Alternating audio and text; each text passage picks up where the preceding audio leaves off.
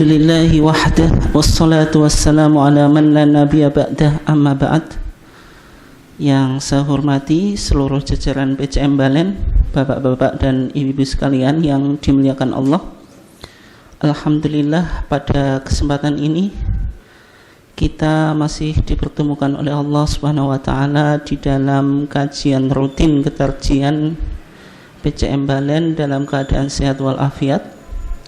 Salawat dan salam semoga tetap terlimpahkan kepada junjungan kita Nabiullah Muhammad sallallahu alaihi wasallam, keluarganya, sahabatnya dan seluruh orang yang mengikutinya sampai hari kiamat. Insyaallah pada kesempatan ini kita masih melanjutkan topik kita yang berkaitan dengan Kitabul Janaiz, yaitu permasalahan-permasalahan yang ada atau yang berkaitan seputar jenazah.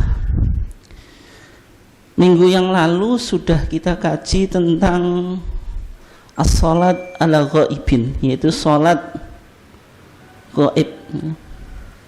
Dan kali ini kita masuk pada kewajiban kita yang keempat terhadap orang yang meninggal, yaitu ad-dafnu, yaitu menguburkan.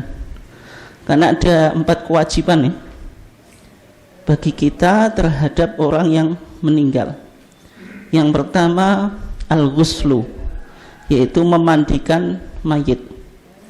Yang kedua yaitu takfinuhu, atau mengkafani mayit.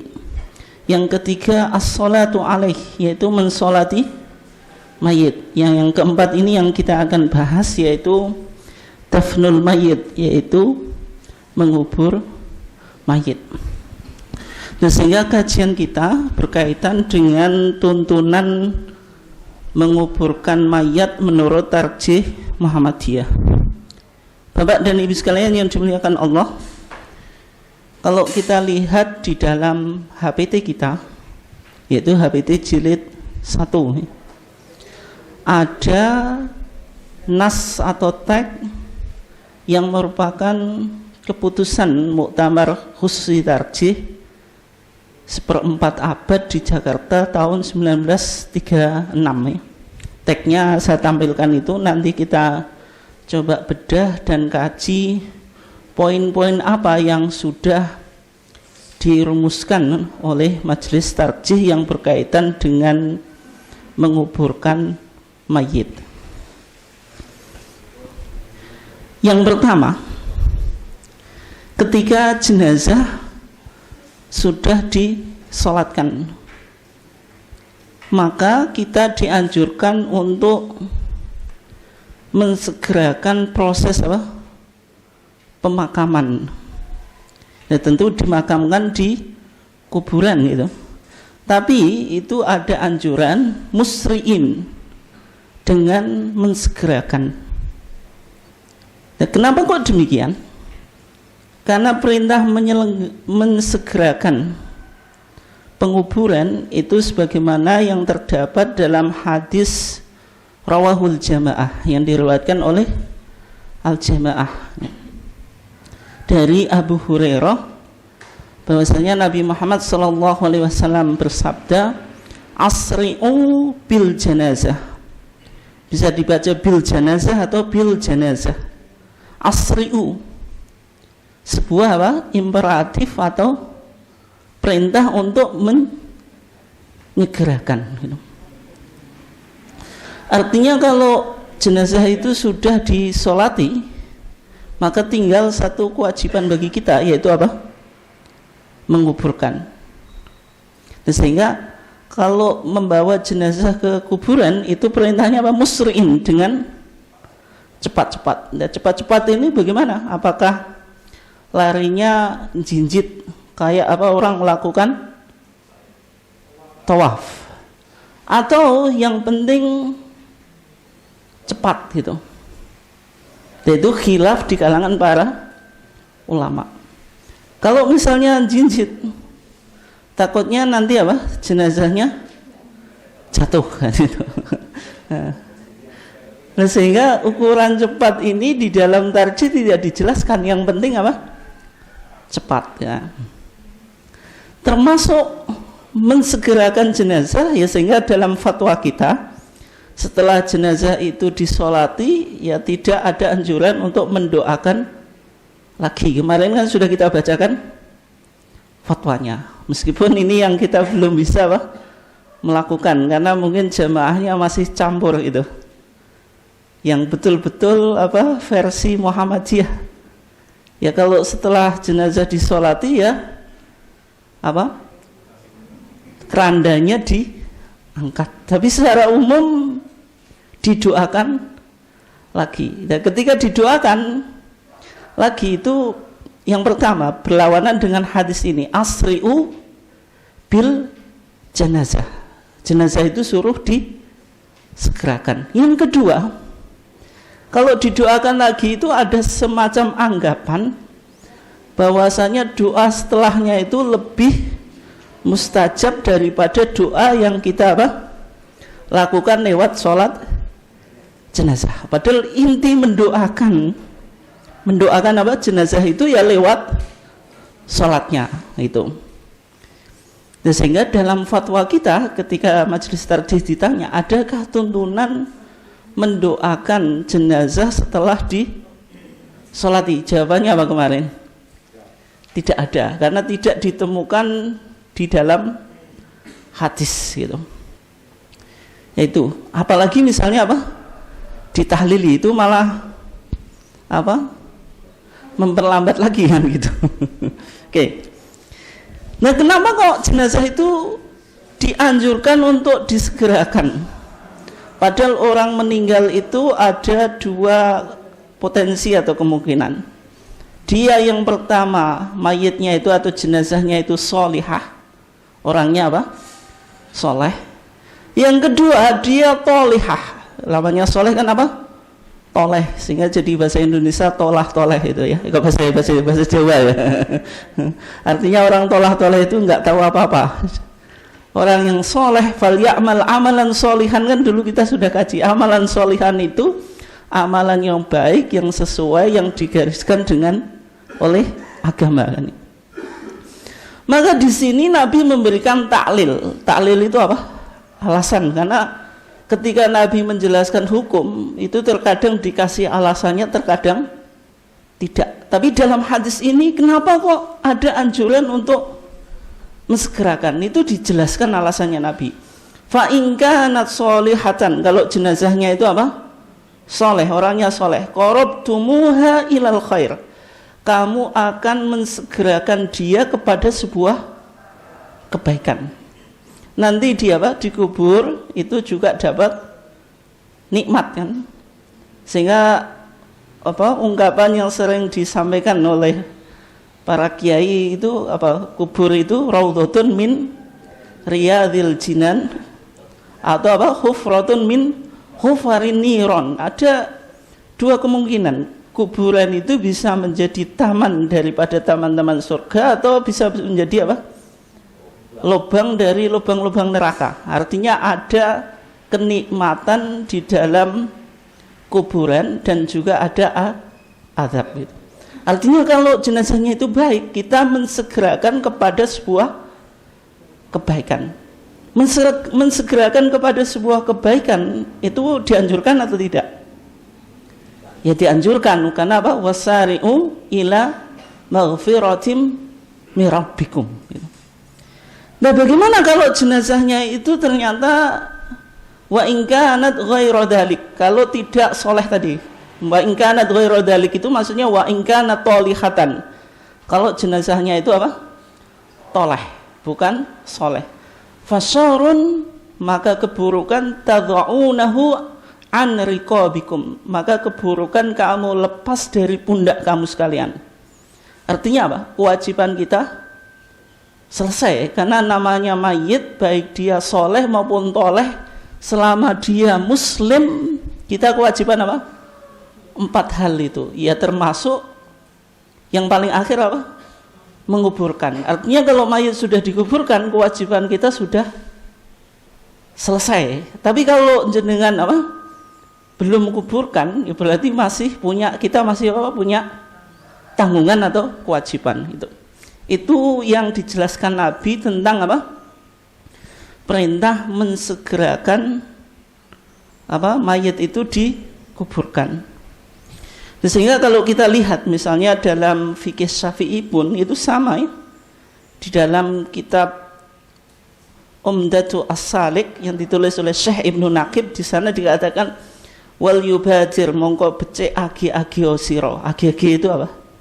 Mensegerakan bidafni kelawan ngubur ba'da salat ing dalam sawise salat. Artinya dalam rumusan fikih Syafi'i pun sama. Kalau jenazah itu sudah disolati ya segera dibawa ke kuburan gitu. Oke. Nah berikutnya dalam HPT kita ada tuntunan yang berkaitan dengan tasyi' al-jenazah. Tasyi' itu mengiringi apa? Jenazah. Orang yang mengiringi jenazah ke kuburan itu bisa kita klasifikasikan menjadi dua. Yang pertama apa? Dia al-masyi, yaitu berjalan. Yang kedua itu arokib, apa? Naik kendaraan, ya, naik motor, naik apa? Mobil. Naik apa lagi? Sepeda gitu. Ada dua kelompok itu. Yang pertama apa?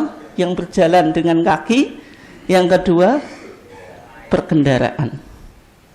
Nah, apakah ada tuntunan yang berkaitan dengan ini? Misalnya yang berjalan itu posisinya di mana? Di depan jenazah, di belakang, samping kanan atau samping kiri? Kalau yang berkendaraan di mana? Itu. Di belakang. Kenapa kok di belakang? Padahal secara logika yang pakai kendaraan itu kan yang lebih cepat. Tapi kenapa kok di belakang? Jawaban jenengan. Nah, itu menghormati jenazah ya. Ciri menghormati itu tidak nyalip. Oke. Oke. Ya kalau kita lihat dalam hadis ya yang dikutip oleh Majelis Tarjih, ada hadis Al-Mughirah ibn Syu'bah. Nabi bersabda, arakibu khalfal janazah, atau jinazah sama saja. Orang yang berkendaraan itu di belakang jenazah. Kenapa?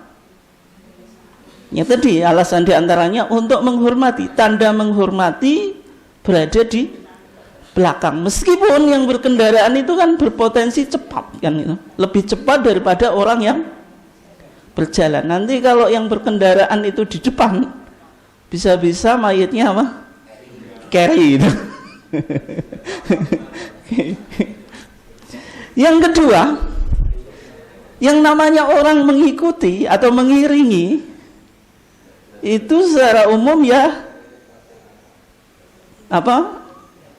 Berada di belakang atau berada di sekitarnya gitu loh. Itu orang yang mengiringi. Lah jenazah itu diposisikan kayak apa? Orang jemaah itu imamnya ya di depan. Kemarin kita sudah kaji ya, kenapa kok jenazah ini padahal bukan imam tetapi selalu di depan imam itu. Padahal status jenazah bukan imam. Makanya jenazah itu diikuti bukan mengikuti. Meskipun hadisnya itu apa? Dhaif. Al janazah apa matbu'ah wa laysat bitabi'atin. Tetapi bagi al-masyi itu orang yang berjalan. Itu haitsu syaa, dia bebas saja. Boleh di belakang, boleh samping kanan, boleh samping kiri, boleh juga di depan. Tapi kenapa kok boleh di depan? Ya karena berjalan. Tidak mungkin meninggalkan jenazah. Nah, itu. Sehingga dalam hadisnya apa? Wal masyi amamaha, tapi syaratnya ini yang berjalan ya qoriban minha, ya dekat. Kenapa dekat? Ya namanya mengiringi ya berada di sekitarnya jenazah. Kalau tidak dekat Itu bukan mengiringi kan gitu. Oke ya. Makanya di sini wal masyi amamaha qariban minha an yaminiha au an yasariha. Dalam hadis yang lain apa? Wal masyi haitsu syaa minha itu. Oke. Ini yang dipilih oleh majelis tarjih ya, meskipun tetap ada khilaf di kalangan para ulama gitu. Karena dianggap hadis ini yang lebih relevan dan lebih bisa dipraktekkan. Oke.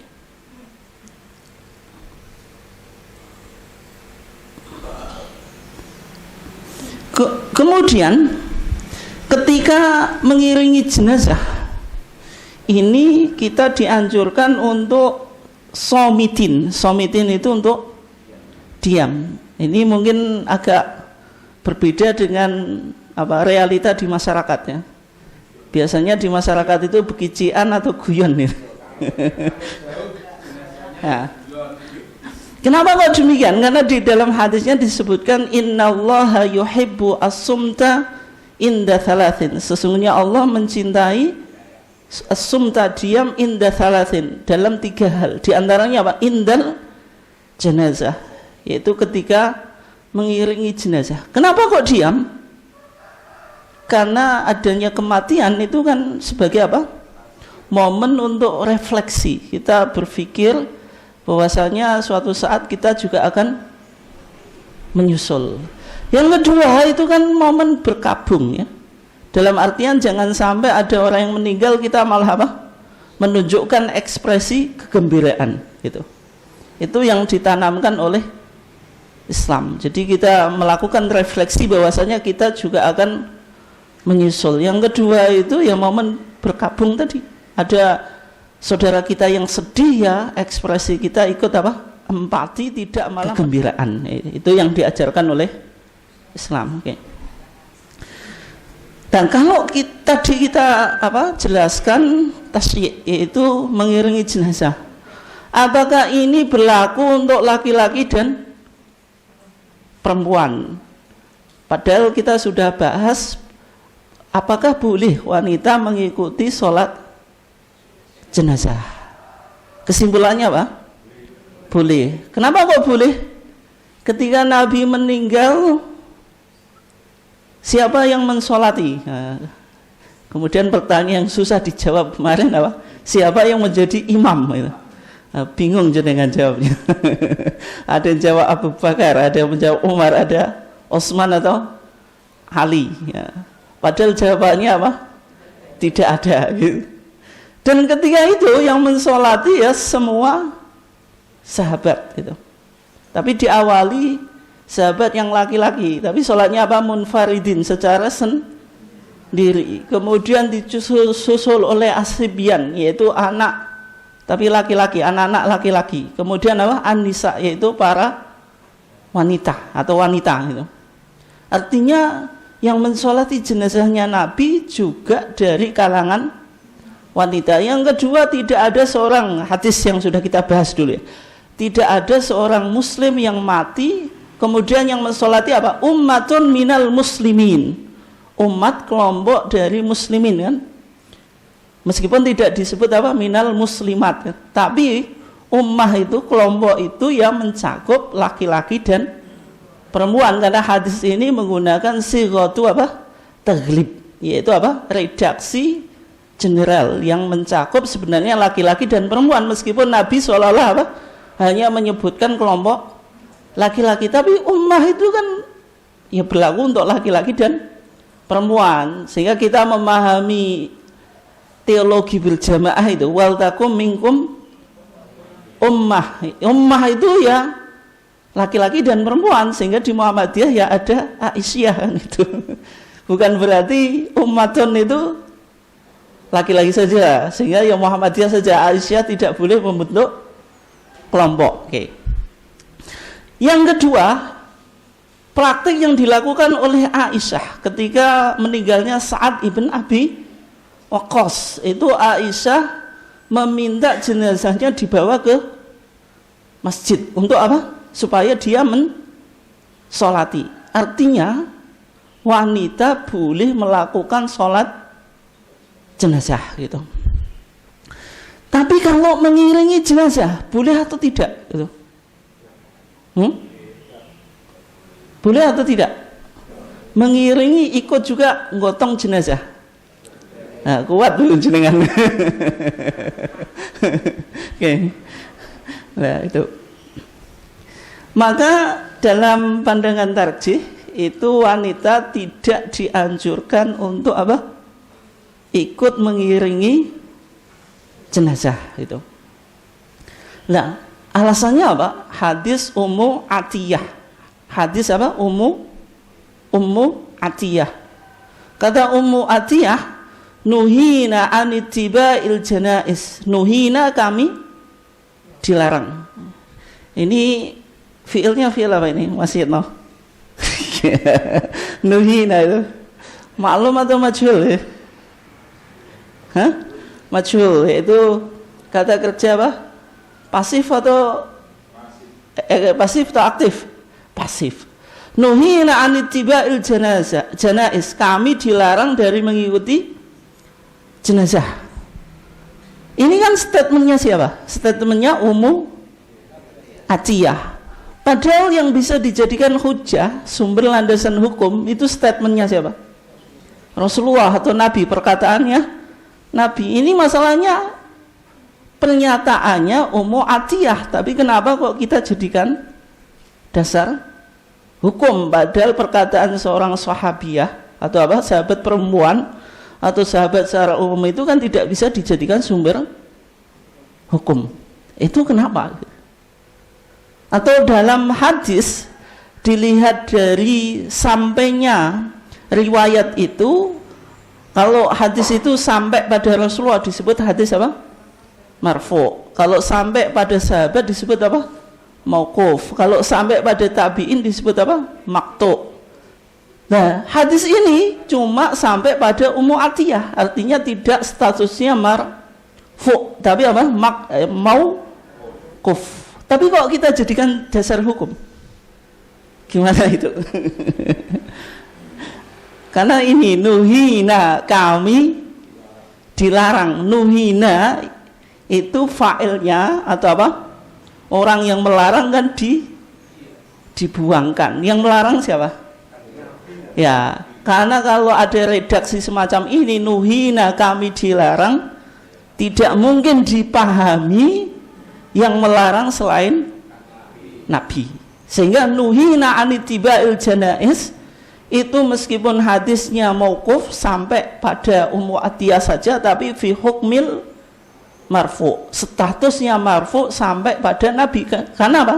Karena ada qarina, indikator yang kita bisa pahami. Kalau nuhina, seorang sahabat bilang kami dilarang, itu ya tidak bisa dipahami kecuali yang melarang Nabi gitu. Tapi Ummu Atiyah menjelaskan status larangan ini, apakah dia haram atau sekedar apa? Makruh. Maka dikatakan walam yu'zam alaina, tapi tidak harus, artinya apa? Larangannya ya tidak keras, atau disebut apa? Karohah tanzih, bukan karohah apa? Tahrim, atau statusnya makruh bukan haram. Tapi meskipun makruh kan lebih baik apa? Ditinggalkan. Kemudian secara dalil akli, kalau wanita itu apa? Ikut proses pemakaman di kuburan. Wanita itu secara psikologi gimana, Bu? Sing jawab lanang kok kayak ibu nangisan ya. Artinya kalau nanti ikut proses pemakaman kemudian nangis, nggak bisa dibendung gitu, bahkan sampai semaput, Bu ya. Itu malah yang mengubur itu punya dua tanggungan gitu. Nanggung mengubur mayit, kemudian nanggung yang ngeneng-ngeneng gitu. Gotong gue mulai menisan kan itu. Sehingga di sini wanita tidak dianjurkan untuk mengiringi jenazah gitu. Nah, bagaimana kalau ikut mikul pendosa mau? Nah, itu nggak ada hadis secara khusus ya, tapi bisa dipahami. Wong anitibail janais ini ya termasuk apa? Mikul bareng kan gitu. Dan kemudian secara akal wanita ya lemah itu, nggak bisa apa mikul jenazah. Kemudian berikutnya,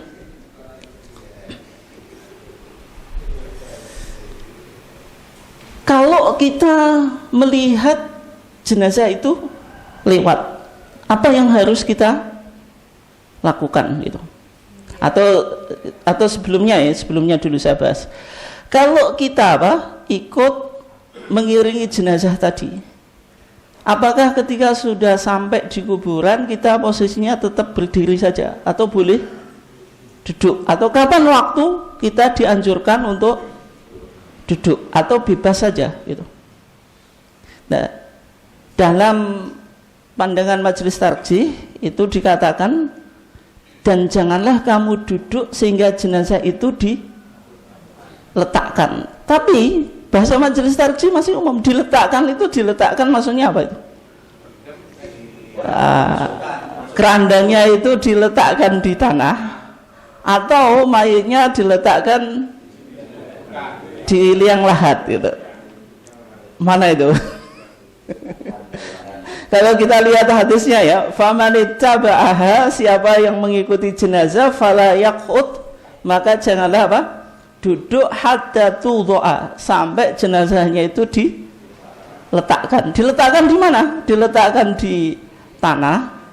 Maksudnya kerandanya ditaruh di tanah, atau diletakkan di liang lahat. Ada dua kemungkinan gitu. Sehingga kalau kita lihat riwayatnya pun juga dua ya variannya. Yang pertama hatta tudha'a fil ardi, sampai diletakkan di tanah. Yang kedua hatta tudha'a fil lahdi, sampai diletakkan di liang lahat gitu. Tapi yang lebih amannya itu tentu pakai yang fil lahdi itu sampai di liang lahat gitu. Ya kecuali nanti ada kasus berikutnya. Bagaimana kalau jenazah itu dibawa ke kuburan, ternyata liang lahatnya belum jadi. Akhirnya kan masih nunggunya itu apakah harus berdiri atau boleh duduk. Nanti ada penjelasan berikutnya. Tapi yang pertama ini intinya diletakkan itu ya diletakkan, ada dua kemungkinan tadi. Tapi yang lebih hati-hati ya sampai dimasukkan di liang lahat. Nah, gitu. Oke ya. Memang ada dua riwayat tadi, fil ardi atau fil lahdi gitu ya. Tapi sebelumnya itu ya, nanti setelah ini. Berikutnya, kalau kita melihat jenazah, artinya melihat saja gitu. Tidak ikut mengiringi jenazah, apa yang kita lakukan? Berdiri atau tetap dalam posisi semula? Maksudnya posisi kita ya, misalnya duduk ya duduk saja, atau ada anjuran berdiri gitu. Nah, itu bagaimana itu? Berdiri kayak. Ya. Maka di sini ada anjuran untuk berdiri. Sebagaimana hadis Ibnu Umar dari Amir ibn Rabi'ah dari Nabi, bahwasanya Nabi bersabda, "Idza ra'aitumul janazah", apabila kamu melihat jenazah, faqumu, maka berdirilah kamu sekalian. Ini bentuk perintah. Laha, karena jenazah tadi. Hatta takhlufakum atau hatta tukhallifakum, sampai jenazah itu meninggalkan atau diletakkan tadi. Ini berarti kalau kita dilewati jenazah, maka anjurannya untuk berdiri gitu. Nah, berdiri ini kira-kira alasannya kenapa? Tadi ya diantaranya respon untuk memuliakan, karena tradisi Arab itu sampai sekarang ketika ada tamu, ketika kita duduk-duduk untuk menyambut tamu itu ya berdiri. Itu tradisi Arab ya. Kalau kita ada tamu, kita posisinya duduk, kita menyambut tamu dalam keadaan duduk, itu dianggap kurang sopan ya, sehingga ada mahalul qiyam itu yang menunjukkan apa? Tradisi menyambut tamu gitu. Tapi kalau di tempat kita kan nggak apa-apa, ada tamu kemudian kita persilahkan, kita dalam posisi duduk, itu kan biasa saja.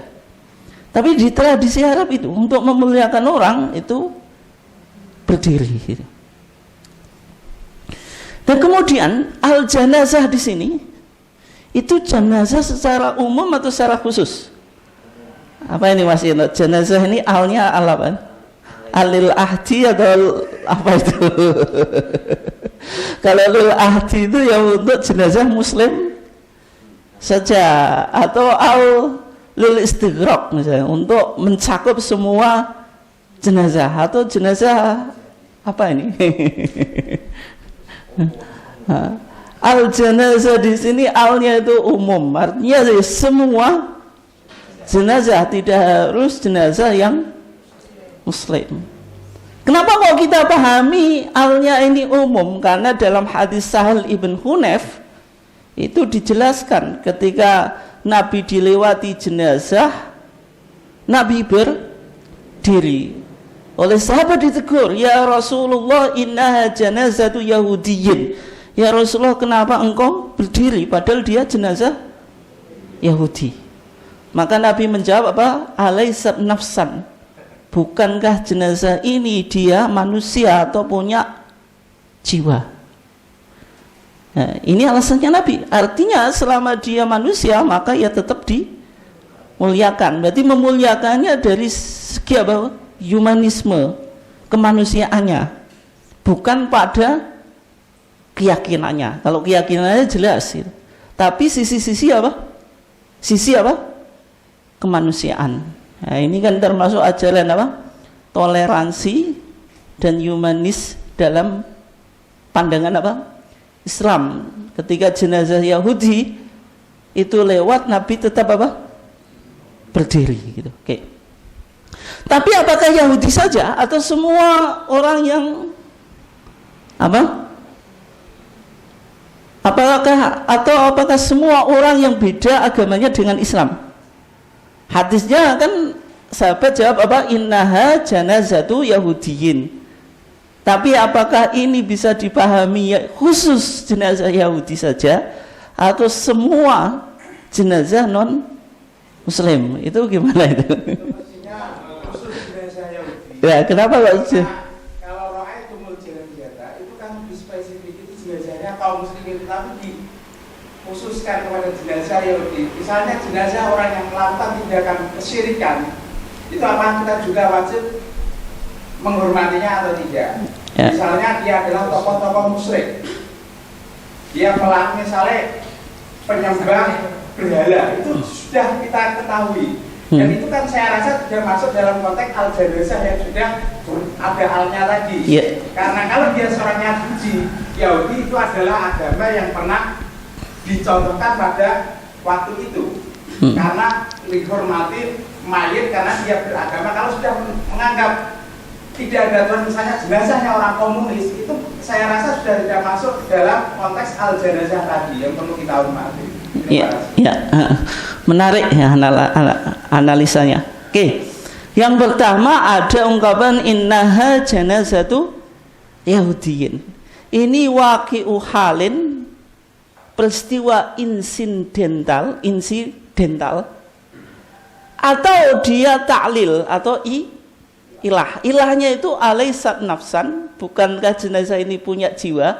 Punya jiwanya atau kejadiannya yang dianalisa?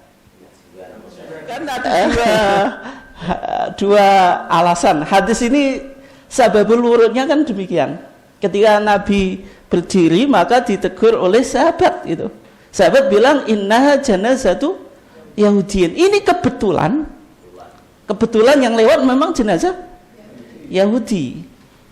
Atau ini menjadi alasan Nabi untuk berdiri, artinya mengkhususkan Nabi mau berdiri karena jenazahnya Yahudi. Selain Yahudi maka tidak mau berdiri. Atau ilahnya itu dengan Nabi bilang alaisat nafsan. Ini yang dijadikan ilah atau alasan. Ya, kalau dengan menganalisa teks, itu memunculkan dua pemahaman. Sehingga yang paling potensi ilahnya itu alaysat nafsan, yang dinilai adalah kemanusiaannya. Selama dia punya jiwa, ya dihormati. Sedangkan apa? Inna janazatu yahudiyin itu disebut waqiatul hal, yaitu kejadian insidental yang terjadi pada peristiwa itu saja gitu. Tapi alasannya tadi alaysat nafsan. Kayak kasus misalnya dalam sholat Jumat, kebetulan ada riwayat yang mengatakan ketika Nabi melakukan sholat Jumat itu apa? Arba'ina rojulan, 40 laki-laki. Apakah 40 itu syarat atau kebetulan memang waktu itu pertama kali 40, kan kayak gitu. Itu apa? Cara menganalisanya. Nah, sehingga di sini yang paling potensi yang menjadi ilah itu orangnya tadi punya jiwa, berarti punya dia manusia, yang dihormati adalah kemanusiaannya. Sedangkan inna janazatu yahudiyin itu ya hanya peristiwa yang kebetulan terjadi pada saat itu gitu. Nah, apakah ini kan Yahudi dalam pandangan Islam meskipun memiliki sisi teologis ada monoteisme ya, tapi kan tetap dikritik oleh Al-Qur'an. Wa qalatil yahudu Uzair ibn Wah. Uzair itu dianggap anak Allah. Artinya secara teologis dikritik oleh Al-Quran gitu. Nah, bagaimana kalau komunis? Ya. Ya, ini sisi muamalat duniawiyahnya gitu. Tapi secara apa? Secara ibadahnya, secara apa? Akidahnya ya tentu tidak dihormati karena berlawanan dengan Islam. Oke, berikutnya. Yang menjadi pertanyaan berikutnya, apakah perintah ini masih berlaku atau sudah dinasakh gitu? Meskipun dalam pandangan majelis tarjih anjuran untuk berdiri ini masih dianggap apa? Bisa diamalkan. Tapi dalam hadis Ali ibn Abi Thalib dan Ibnu Sirin itu Nabi itu dulu memerintahkan apa? Berdiri karena melihat jenazah, kemudian setelah itu Nabi memerintahkan duduk gitu. Sehingga dalam pandangan mazhab Maliki orang melihat jenazah itu ya tidak berdiri, ya tetap apa? Duduk. Nah, di situ ada khilaf di kalangan para ulama. Tapi yang dianggap rajih oleh majelis tarjih tetap berlaku gitu. Nah, kenapa kok demikian? Karena hadis-hadis yang menjelaskan seolah-olah apa? Menasakh gitu. Menasakh itu apa? Menghapus. Yaitu Nabi dulu memerintahkan berdiri, kemudian wa amarona bil julus, kemudian memerintahkan apa? Duduk. Berarti dulu ada perintah berdiri, dihapus dengan perintah untuk duduk gitu. Artinya perintah untuk duduk itu menghapus perintah untuk berdiri. Nah, itu. Nah, sehingga dari sini sebagian ulama memahami sekarang yang diamalkan yaitu duduk, tidak berdiri. Tapi dalam pandangan majelis tarjih ini tidak dinasakh, artinya masih berlaku. Ada 4 tahapan itu ya, tapi nanti ini lama kalau kita kaji. Kalau dalil itu kontradiktif yang dilakukan apa? Al-jam'u wa taufiq. Yang kedua tarjih, yang ketiga apa? Nasakh, kemudian yang keempat apa? Tawakuf gitu. Dalam kasus ini yang ditempuh oleh majelis tarjih bukan nasakh, tapi bisa al-jam'u wa taufiq. Al-jam'u wa taufiq itu apa kesimpulannya? Berarti perintah itu tidak menunjukkan wajib. Faqumulaha itu tidak wajib. Kenapa kok tidak dipahami wajib?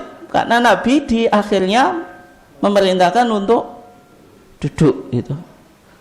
Bisa juga ditarjih. Ditarjih itu apa? Dikuatkan secara riwayat yang apa? Mengatakan berdiri itu lebih kuat daripada yang duduk gitu. Oke ya. Berikutnya, ini yang jenengan tadi ditanyakan tadi? Apa? Belum ya, belum.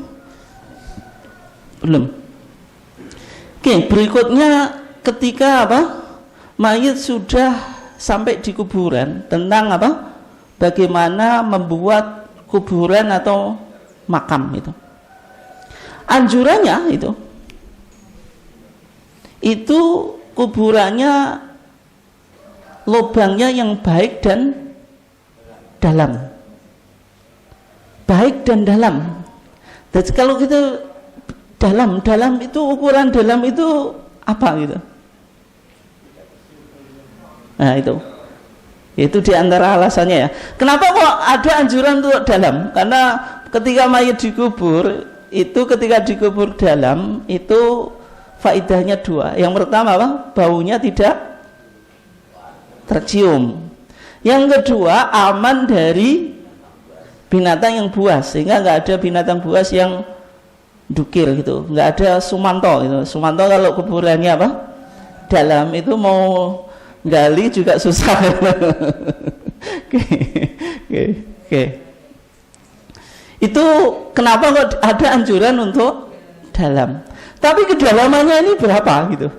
Dalam hadisnya cuma dikatakan ihfiru, galilah, wa a'miku, dan dalamlah, wa ahsinu, dan baik. Berarti apa? Suruh menggali, suruh dalam, dan dalamnya juga harus baik atau kualitasnya baik gitu. Nah, dalamnya ini berapa ukurannya gitu? Ya itu. Nggak, orang Jawa itu kan tetap itu ya, itu punya landasan fikih biasanya. Ya apa? Sak detik itu sak detik apa? Sak detik kepala atau sak detik lang sak pengawe. Nah itu. Nah, makanya dalam mazhab Syafi'i dikatakan apa? Qomatan. Qomatan itu sak detik sak kepala. Wa bastotan wa ngawi-ngawi ini. Nah, ini ukuran mazhab Syafi'i. Ada hadisnya, tapi Ibnu Abi Syaibah meskipun hadisnya tidak begitu kuat. Ada ulama yang memahami sedetik itu ya sedada. Intinya semuanya ijtihad gitu, ya. Tapi dalam pandangan majelis tarjih tidak dijelaskan ukuran dalamnya. Yang penting dalam itu apa? Bisa memproteksi dari bau yang tidak enak dan binatang buas. Tapi secara umum ya tadi qomatan, yaitu satu detik, wabas tautan dan sak pengawe. Oke. Itu dalam ada Bapak Syafi'i, sehingga di Jawa kan gitu Pak. Oke. Kemudian galian kuburan itu ada dua macam. Yang pertama galian kuburan yang dia sak itu apa? Ya digali ke bawah gitu. Nah, wong Jawa muni lubangan apa Pak? Cemburan ya. Nah. Tapi yang kedua ada dia lahat. Lahat itu Allah tuh ya. Jadi bahasa Indonesia lahat, karena kita bilang hak itu berat ya. Sehingga diganti liang lahat ya. Tapi yang bahasa Arabnya namanya Allah tuh pakai hak itu. Kalau liang lahat itu ke bawah terus menyamping. Itu kalau kita posisi di Indonesia, yang menyampingnya di sebelah barat atau sebelah timur? Nah, sebelah barat. Kan ada dia jihah kubuliyah, ada zuburiyah. Apa? Belakang atau depan. Tapi yang dianjurkan itu yang depan. Meskipun ada dua potensi. Menyamping itu bisa menyamping sebelah apa?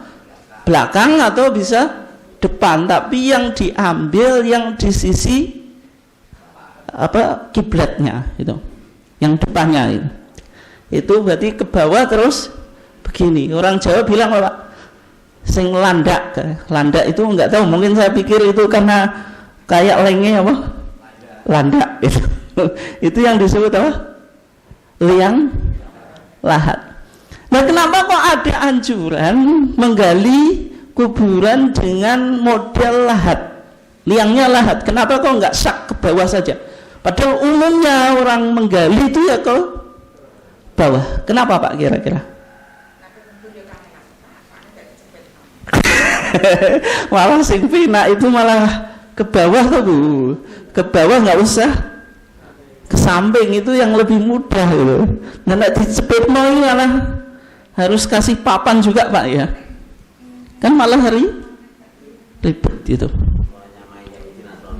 Nah itu yang menarik, semua ibadah dalam Islam itu pasti ada wajhul mukhalafah, sisi apa?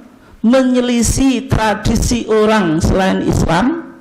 Yang kedua, menyelisih gaya ibadah hewan. Itu semua ibadah gitu kalau kita perhatikan.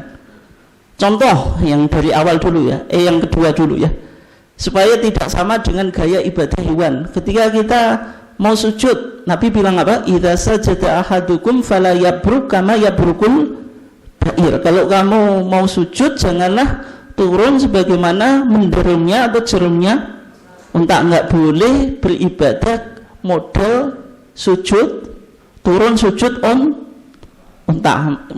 Di beberapa masalah sholat masih banyak lagi gaya hewan yang lain yang tidak dianjurkan. Yang kedua, dalam pelaksanaan ibadah tidak boleh sama dengan umat yang lain. Kemarin kita sudah kaji ada 3 waktu yang dilarang kita melakukan apa? Sholat dan mengubur jenazah. Di antaranya apa? Ketika matahari terbit dan ketika matahari terbenam. Kenapa kok tidak diperbolehkan? Ternyata ada ilahnya, yaitu alasannya. Dalam hadis Muslim dikatakan matahari itu tatlu'us syamsu baina qarnai apa? Seton. Matahari itu terbit di antara apa? 2 tanduk setan. Terbenam juga sama. Sehingga kalau kita melakukan ibadah di waktu ini membarengi atau menyamai waktu penyembah setan. Itu diantara apa? Alasannya. Misalnya Nabi Nabi sallallahu alaihi wasallam ayyughatiya arajulu fa shalah. Nabi itu melarang seseorang sholat dengan menutup mulutnya. Lah kalau kita pakai masker itu karena darurah saja ya. Kan tidak selamanya kan ya. Kenapa? Alasannya ternyata ini model ibadahnya orang Majusi, yaitu penyembah api, yaitu agama kuno Persia. Nah sekarang lahat. Kenapa kok liang kita lahat? Gitu. Nabi bilang apa? Allah tulana wasyaku li ghairina. Liang lahat itu untuk kami dan syak itu ke bawah itu. Itu untuk selain umat Islam. Artinya selain umat Islam itu ketika meninggal juga dikubur. Tapi galiannya itu galian yang umum. Umum itu apa? Orang menggali itu ya ke bawah langsung. Setelah itu ya selesai. Sehingga di sini ditampilkan wajhu mukhalafah oleh Nabi apa? Diperkenalkan galian liang lahat itu ya. Oke. Kemudian di sana dianjurkan kalau mayat itu ditaruh di liang lahat yang agak apa? Menceng itu ya tadi. Setelahnya itu ada anjuran untuk kan mancing itu, setelah itu ditutupi pakai apa gitu? Pakai apa kalau kita? Papan. Tapi di hadis papan itu enggak ada. Yang ada apa? Al-labin, yaitu batu bata atau batu mentah itu. Tapi kalau masalahnya tanah kita kan enggak support gitu. Sehingga apa? Ijtihad ulama-ulama kita ya pakai papan. Yang kedua, memang dalam mazhab Syafi'i tidak harus batu bata gitu. Ketika batu bata tidak didapat, boleh pakai lauhah, yaitu pakai apa? Papan itu. Sehingga dalam prakteknya rata-rata pakai papan. Saya belum pernah Pak, misalnya mau ada orang meninggal kemudian apa? Dikubur. Nah, pakai apa? Batu bata itu dilempar Pak. Kan prosesnya kan gini, mayat itu kepalanya ditaruh di mana? Di utara. Kenapa kok di utara? Menghadap kiblat. Karena bisa ditaruh kepalanya di apa? Di selatan juga menghadap kiblat. Ya itu alasannya, karena lambungnya itu yang ditempelkan di tanah itu yang lambung kanan gitu, lambung kanan, sehingga biar lambung kanannya itu menempel tanah, maka mayat itu kepalanya ditaruh di utara gitu. Kemudian dalam posisi tadi menghadap ke barat gitu, sehingga tadi belakangnya dikasih tadi, kalau kita digeluni dulu Pak ya, meskipun gelu itu ya tidak ada hadisnya kan, gelu kemudian apa, papan kan gitu. Nah, tapi ada filosofinya apa? Kenapa kok dikasih gelu? Nah, bin gak guling. Ketika nanti gak dikasih gelu, nanti guling melumah menghadap ke atas. Dan gelu ini juga digunakan untuk bantal. Kenapa kok digunakan untuk bantal? Nggak bantal, maksudnya di bantal ini loh, di bawah pipinya ini kan. Kenapa dikasih gelu? Hadisnya ada nggak? Tidak ada. Alasan jenengan cari hadisnya nggak ketemu. Tapi alasannya menggunakan hadis general. Innallaha kataba al-ihsan ala kulli syai'. Allah itu mewajibkan berbuat baik pada segala sesuatu. Normalnya orang yang tidur itu ya pakai bantal. Tapi kalau jenengan cari hadisnya, kalau mayat itu dibaringkan dikasih bantal, tidak ketemu gitu. Kemudian yang menjadi perdebatan berikutnya, meskipun ini nggak ada ya di tarjih,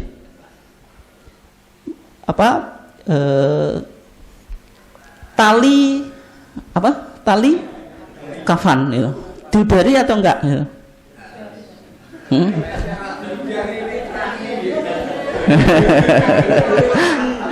Diudari enggak itu? Aduh, kalau enggak diudari, cong culidin ya. Nah, dalam hadisnya itu tidak dijelaskan, tidak ada penjelasan apakah kafan itu dilepas talinya atau tidak. Tapi orang mengkafani secara otomatis ya di tali. Kenapa kok ditali? Ya biar nggak lepas. Nanti kalau kafannya nggak ditali ya lepas gitu. Karena apa? Karena secara umum orang mengkafani itu ditali biar tidak lepas alasannya, sehingga ketika mayat itu dikuburkan ya talinya dilepas lagi. Karena apa? Tidak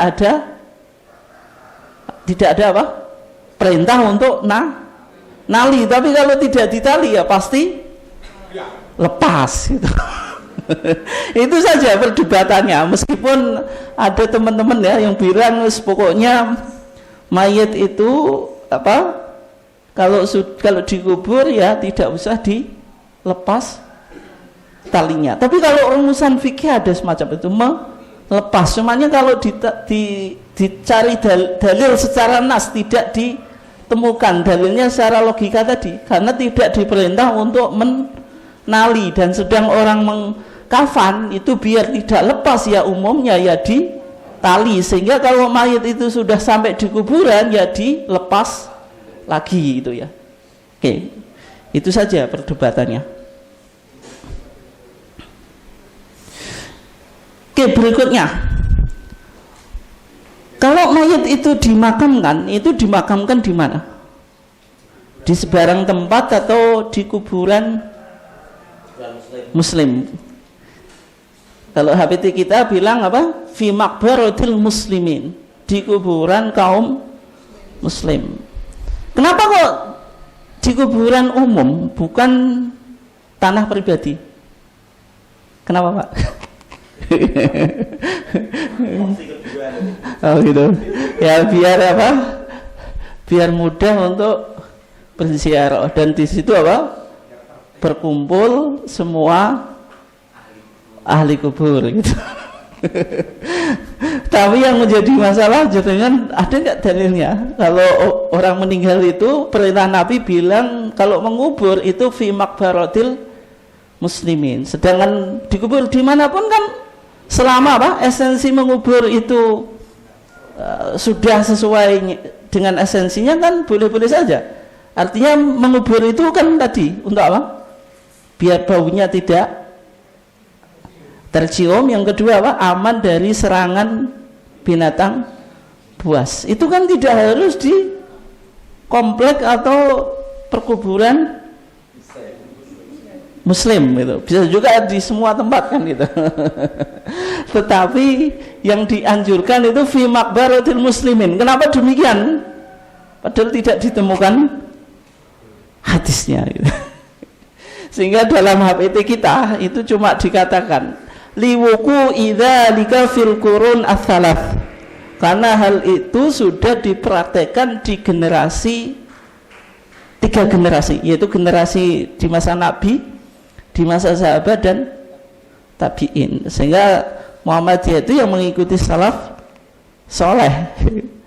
Tidak bisa dikatakan Muhammadiyah tidak mengikuti salaf soleh. Dalam konteks ini dalilnya apa? Amal, perbuatan atau praktek kaum salaf itu.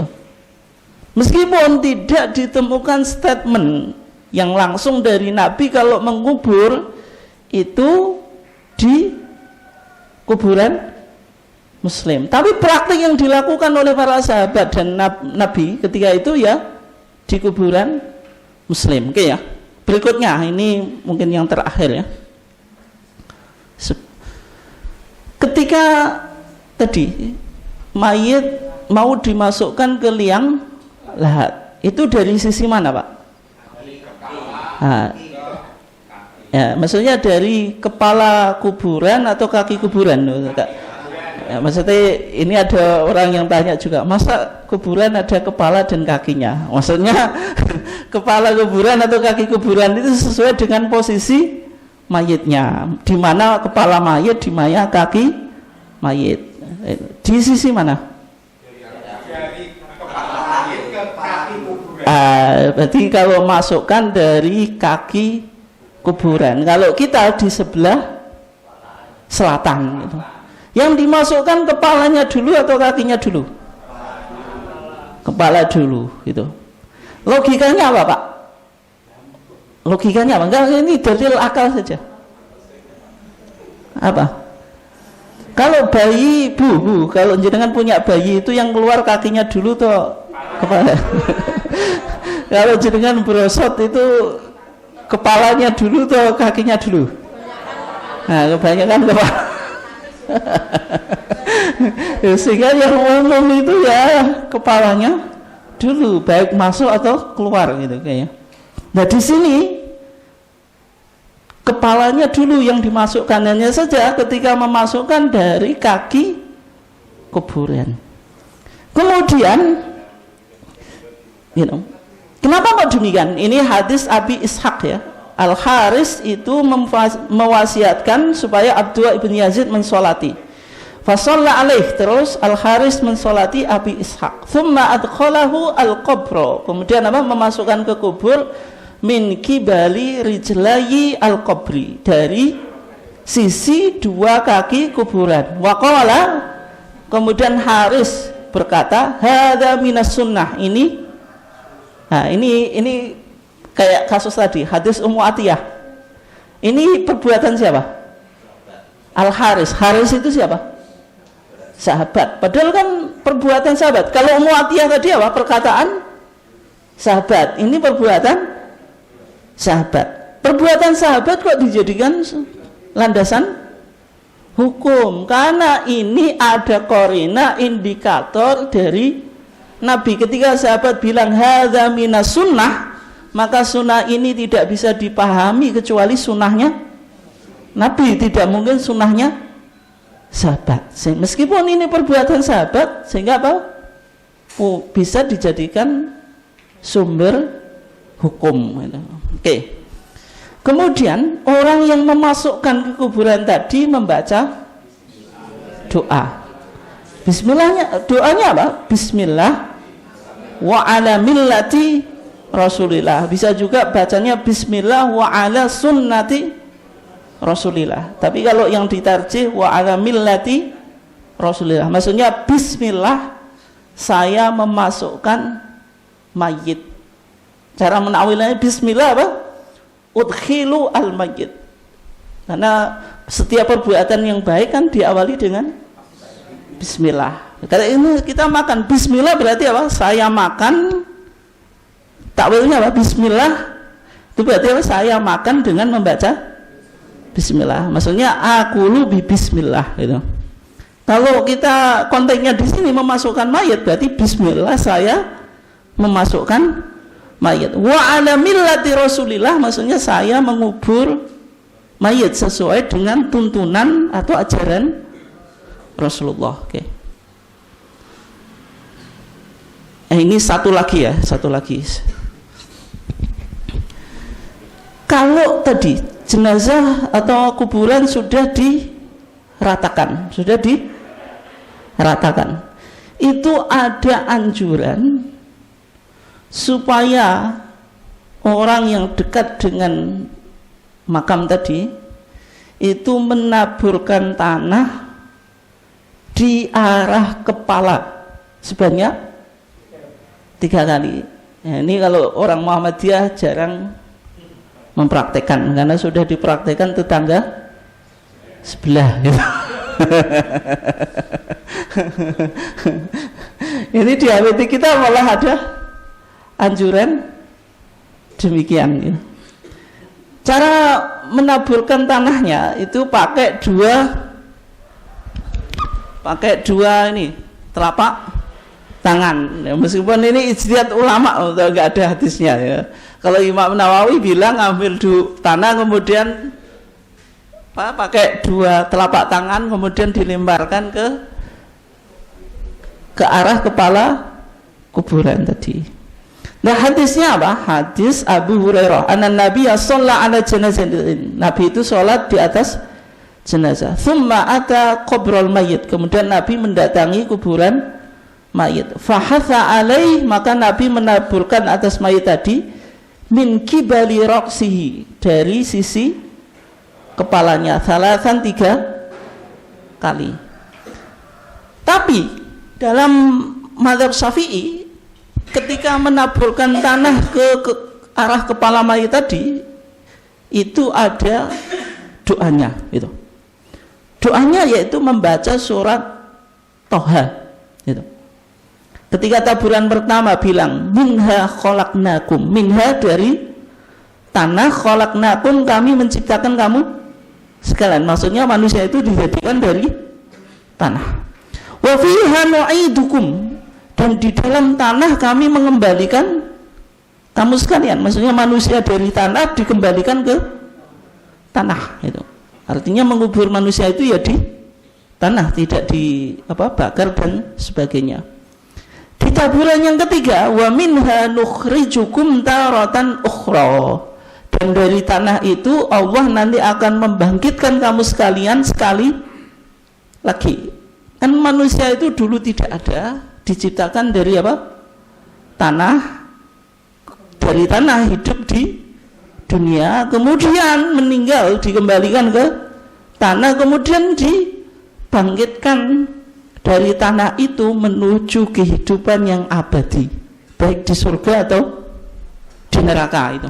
Tapi hadisnya itu fi hadisin dhaif, tapi hadisnya apa? Dhaif. Sehingga di tarjih kita bacaan ini tidak diamalkan. Yang diamalkan ya hanya tadi menaburkan ke arah kepala mayit 3 kali, menaburkan tanah ke arah apa? Kepala mayit 3 kali. Mungkin demikian Bapak dan Ibu sekalian, silahkan kalau ada yang ditanyakan. Nggih, monggo. Terima kasih. Ini yang mungkin agak aneh. Perbedaan antara mayit dan jenazah. Kalau mayit itu apa, jenazah itu apa? Karena di sini redaksinya itu banyak, ada yang menggunakan mayit, ada yang menggunakan jenazah. Ketika sholat itu kan yang digunakan redaksinya adalah sering sholat mayit. Itu berhubungan dengan apa? Dengan domir ketika kita berdoa. berdoa kepada mayit Allahumma ighfir lahu itu ya, itu karena mayit dianggap sebagai laki-laki. Kalau misalnya itu sholat jenazah itu mesti Allahumma ighfir lahu, mengatakan jenazah itu juga bisa disimpulkan bahwa dia perempuan. Dan ini seperti ini ada hadis itu man syahidal janazah hatta yusolli alaiha, berarti jenazah itu kan dianggap wedok gitu. Terima kasih. Assalamualaikum warahmatullahi wabarakatuh. Apa bedanya mayit dengan jenazah? Mayit itu isim apa? Isim apa? mata yang mutu mautan itu mayit, berarti isim fa'il. Mayit itu orang yang meninggal gitu, atau orang yang mati. Kalau jenazah atau jinazah itu maknanya sama, tapi kalau jenazah dengan jinazah itu dalam bahasa ada dua makna. Jenazah itu bisa merefer pada mayit, bisa juga merefer pada naas. Naas itu hari naas itu. Naas itu keranda. Keranda mayit itu disebut apa? Jenazah atau jenazah. Dalam segi bahasa. Tapi jenazah atau jenazah itu dua makna itu. Bisa mayitnya sendiri atau kerandanya. Cumanya saya nggak paham kenapa kok di bahasa Indonesia jadi hari naas itu. Mungkin hari naas itu karena ada keranda mayit itu kan, menunjukkan ke kesialan atau kematian gitu. Ya. Tapi naas itu artinya keranda mayit gitu. Itu dari segi bahasa.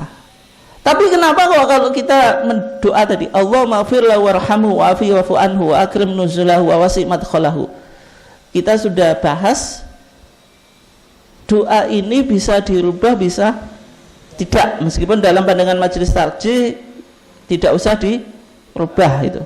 Alasannya apa? Ketika tidak dirubah itu kita takwil, kita niatkan kembalinya dhamir ini, itu maksudnya iradatu asy-syakhs atau iradatu al-mayyit. Yang kita kehendaki adalah mayit. Kenapa bukan jenazah? Padahal dalam hadis tadi man syahidal janazata hatta yusolli alaiha atau hatta yusalla alaiha, itu boleh dibaca dua ya. Siapa yang menyaksikan jenazah? Nabi tidak bilang man syahidal mayyita kan itu. Itu hadisnya yang jenengan kutip tadi berkaitan dengan bicara pahala. Tapi kalau doa ini hadisnya Auf ibn Malik. Hadisnya siapa? Auf ibn Malik. Ketika Nabi mengajarkan doa tadi, Allahumma ighfir lahu warhamhu wa'fu anhu wa akrim nuzulahu wa wasi' mudkhalahu atau madkhalahu. Auf ibn Malik bilang apa? Tamannaitu law wadittu an kuntul mayyita. Pakai apa? An kuntul mayyita. Saya berharap kalau saya ini jadi mayit kemudian didoakan oleh Rasulullah dengan doa ini. Kan lau kuntul mayyita, pakai redaksi mayit. Sehingga kalau hadisnya ini pakai redaksi mayit, ya berarti mudzakkar tadi dianggap laki-laki, karena tidak, Auf bin Malik tidak mengatakan an kuntu waditu lau kuntul apa al janazah atau janazatan, kan tidak, tapi lau kuntul mayyita itu. Sehingga ulama tadi kalau di Auf bin Malik ini kan tidak menjelaskan, yang penting mayit, apakah jenazahnya itu laki-laki atau perempuan, dan dia berharap jadi mayit. Ya memang kebetulan Auf bin Malik ini laki itu. Dan sehingga hadis Allahumma ighfir lahu ini tadi dipahami kembalinya kepada mayit. Yang kedua, namanya bahasa itu lebih pada menggunakan laki-laki atau sisi apa? Maskulin daripada sisi feminim. Kayak assalamualaikum itu ya maskulin bukan feminim, meskipun berlaku untuk feminim kan itu. Secara bahasa kan itu laki-laki dulu baru perempuan itu. Mungkin itu ya alasannya. Ada yang lain silahkan, atau kita cukupkan ya. Kita cukupkan dan kita tutup dengan kafaratul majlis. Subhanakallahumma wa bihamdika asyhadu an la ilaha illa anta astaghfiruka wa atubu ilaik. Assalamualaikum warahmatullahi wabarakatuh.